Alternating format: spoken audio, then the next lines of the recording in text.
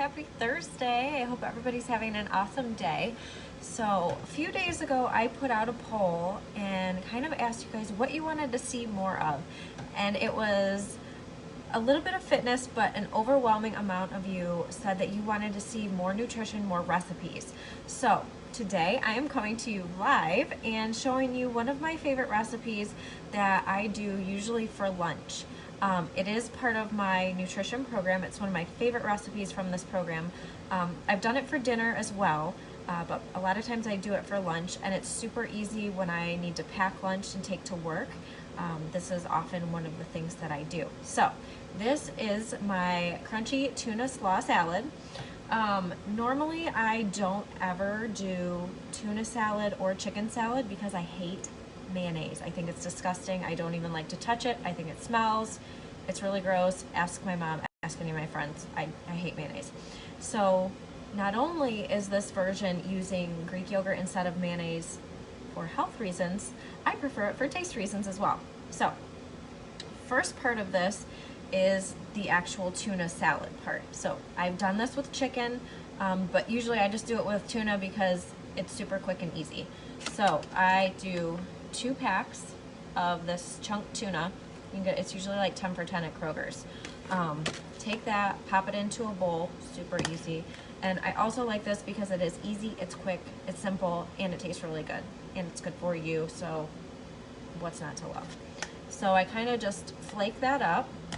And then, like I said, instead of mayonnaise, we're gonna be using Greek yogurt, which, number one, has way more protein.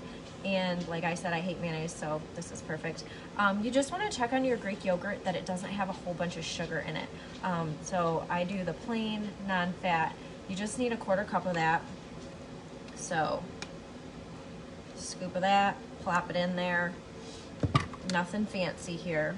And then you're also gonna need 1 apple and 1 stick of celery.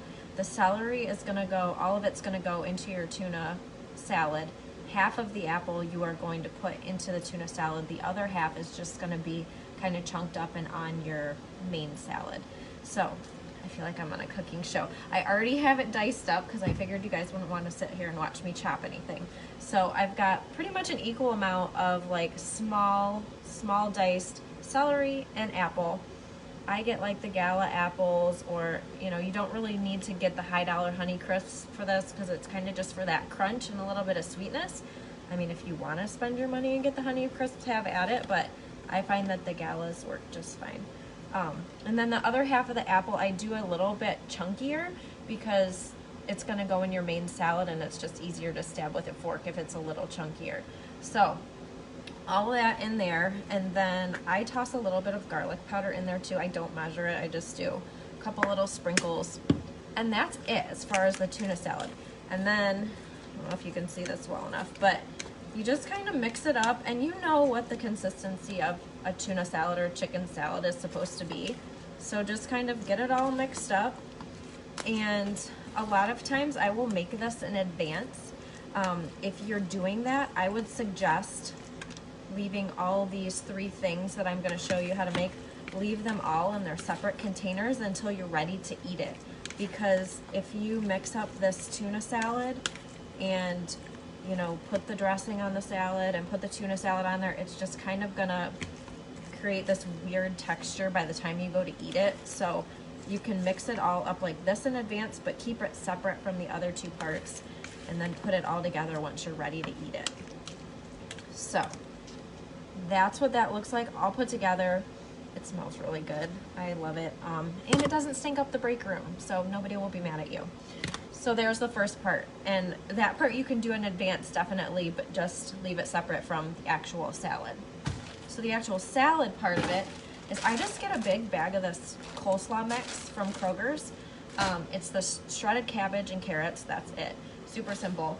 And then I just take about 2 cups or 2 handfuls, put that in a container, and top it with the rest of your apple. And then I leave that separate, so that's the second part. My only suggestion there, and I was so excited the first time I tried this recipe, it was so good. I ate it like 3 or 4 days in a row for lunch, and then I couldn't figure out why I was having some digestive side effects. So if your body reacts to cabbage in a certain way, I would suggest maybe not having it for 2 or 3 days in a row. Maybe break it up by something else. But just a little friendly tip there. Final part is the dressing. This I usually make up. I'll usually make like 2 or 3 times the original amount, and I'll keep it for a few days. I wouldn't really keep this any more than about 3 days before you use it up, because it kind of turns into a funky texture. But it's definitely good for a few days in the fridge. So again, super simple, not a lot of ingredients. First thing is apple cider vinegar. You can use apple cider vinegar, you can use champagne vinegar, you can use white wine vinegar, whatever you want. And I'm just mix it up in this cute little mason jar because it's super easy and it fits well in a lunch bag. So you do 2 tablespoons of your vinegar of choice. This is really the only part I measure. So 2 tablespoons of that, and then extra virgin olive oil, whichever brand you prefer, 1 tablespoon of that, right in there. And then 1 teaspoon each of Dijon mustard. Again, some of this stuff, like the mustards and everything, a lot of it can have some hidden sugars in it. So I usually do the Simple Truth organic brand from Kroger's. Most of the stuff of this brand that I find is pretty good as far as the nutrition label. This one actually has 0 grams of sugar in it. So this is a good one. 1 teaspoon of this, maybe. Just dump it right in there. And then 1 teaspoon of soy sauce. And I always get the low sodium kind. My family has a heart history. I personally battled with high blood pressure and high cholesterol for a long time. And once I got onto my fitness journey and I started eating a little bit healthier, all those things improved. So, but I still kind of keep it low sodium, even though there's not a lot in there. But especially if you do have a heart history or your family has a heart history, something to keep in mind. 1 teaspoon of this.